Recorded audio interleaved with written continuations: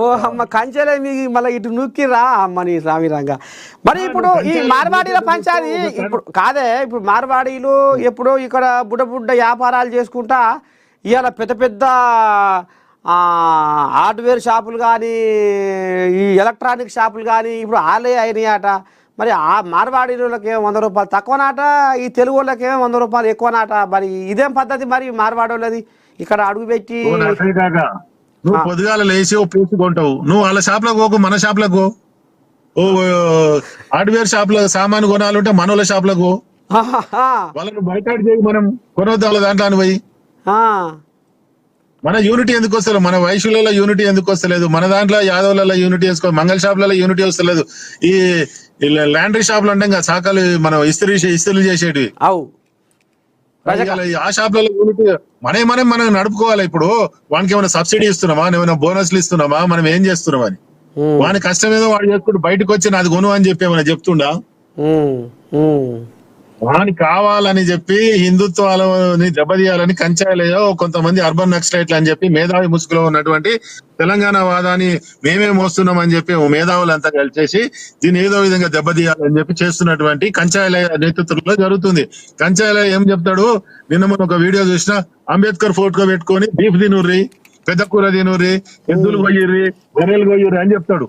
ఆయన సంస్కృతి నేర్పేది.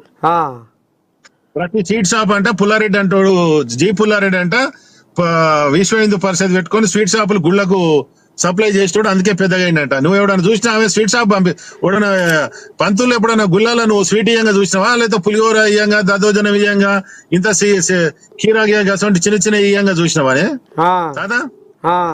ఇలా వక్కిరిస్తురు. స్వీట్ షాప్లకు గుళ్ళకి ఏం సంబంధమే? అందుకే విశ్వ హిందూ పరిషత్ వాళ్ళందరూ కలిసి జీ పుల్లారెడ్డిని లేపిరు అని ఒక్కరి బుద్ధితోటి. ఇలా ఎంత దౌర్భాగ్య పరిస్థితి అంటే కంచాయిలయ్య రాహుల్ గాంధీకి సలహాలు ఇస్తారు.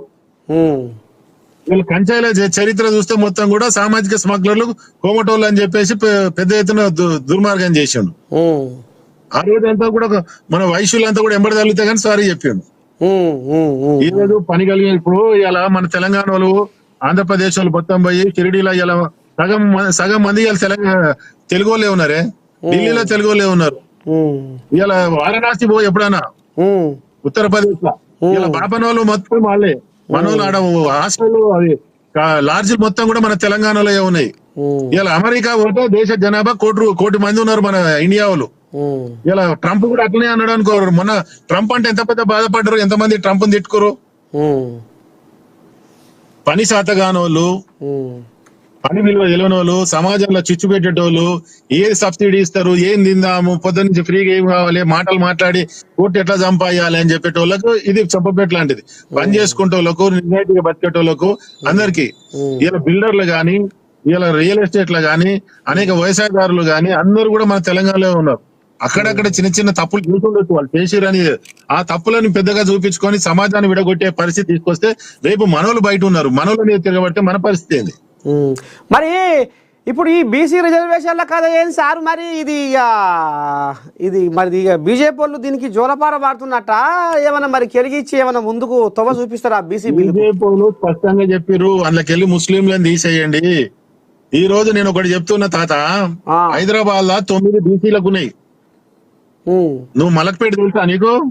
ఎరికే మలక్పేట, యాకత్పుర, బార్కాసు, కార్వాన్ దగ్గర ఈ బీసీలకు వస్తే బీసీలలో మనోళ్ళు నిలబడరు. బీజేపీ ఏమో బీసీకి ఇచ్చిరు, ఎంఐఎంలేమో ముస్లింలకు ఇచ్చిరు. ఒక్క బీసీ గెలవలేదు, 9 ఎంఐఎంఏ గెలిచింది, ఎంఐఎం ముస్లింలే గెలిచారు. ఒక్క బీసీ గెలవనియలే. మరి అప్పుడు టీఆర్ఎస్ వాళ్ళు, కాంగ్రెస్ వాళ్ళు ఏం చేశారు? బీసీ సీట్ల బీసీ వాళ్ళని నిలబెట్టాలి, ముస్లిం నిలబెడతానని చెప్పి ఒక నా కొడుకు అడిగినోడు ఉన్నాడా? మరి ఇప్పుడు మొత్తం హైదరాబాద్ లో మొత్తం బీసీ సీట్లన్నీ కూడా ఎంఐఎం కొట్టుకోపోతుంది. రేపు నీ యొక్క ఎల్బినార్ కు రావచ్చు, రేపు ఇంకో దగ్గరకు రావచ్చు, ఇంకేడ చోట్లైనా రావచ్చు. ఇప్పుడు ఇంకోటి ఈ కాంగ్రెస్ కోడియాగా షబ్బీర్ అలీ శరానికి వచ్చిండు. ఏమంటుండే, దమ్ముంటే బీజేపీ రాష్ట్రాల్లో ముస్లిం రిజర్వేషన్ను తీసేయిరి.